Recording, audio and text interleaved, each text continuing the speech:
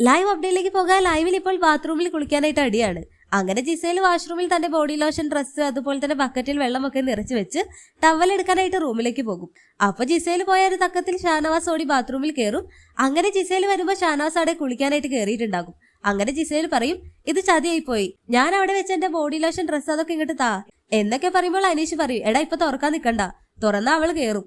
അപ്പൊ ജിസേൽ ബാത്റൂമിന്റെ ഡോറിൽ മുട്ടിയിട്ട് പറയും, തുറക്ക്, നിങ്ങൾ 2 മണിക്കൂർ എടുക്കും കുളിക്കാനായിട്ട്, ഞാൻ ആകെ 2 മിനിറ്റ് എടുക്കുകയുള്ളൂ എന്നൊക്കെ പറയുന്നുണ്ടെങ്കിൽ ഷാനവാസ് ഡോറ് തുറക്കില്ല. ഒടുക്കം ജിസേലിന്റെ ഡ്രസ്സും ബോഡി ലോഷനൊക്കെ എടുത്തു കൊടുക്കും. എന്നാലും ജിസേലാണ് വാഷ്റൂമിന്റെ ഡോറിലെല്ലാം മുട്ടിയിട്ട് പറയും, ഞാനാണ് ബക്കറ്റിൽ വെള്ളം നിറച്ചത്, എന്റെ വെള്ളം കൊണ്ട് താ. അപ്പോൾ അത് കണ്ടുകൊണ്ട് നെവിൻ പറയും, ഇതാണ് യഥാർത്ഥ സുശീല, നീയാണ് ജിസേൽ ആലപ്പുഴ സുശീല എന്നൊക്കെ പറയുമ്പോൾ അതിനെല്ലാം അവിടെ പൊട്ടിച്ചിരിക്കുകയാണ്.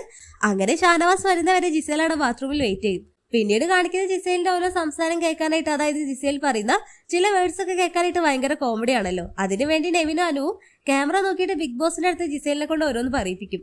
നെവിനും അനുവും പറഞ്ഞു കൊടുക്കും. ജിസേൽ അത് ക്യാമറ നോക്കിയിട്ട് അതുപോലെ പറയും, എന്റെ വലിയ മുതലാളി, എനിക്ക് കുറച്ച് ചായ കുടിക്കാൻ പാല് തരൂ, പിന്നെ കുറച്ച് കോഫി പൗഡറും എന്നൊക്കെ പറഞ്ഞ് ഇവര് പറഞ്ഞു കൊടുക്കുന്ന പോലെ ജിസേൽ അവിടെ പറയുന്നത് ഫുൾ കോമഡിയാണ്.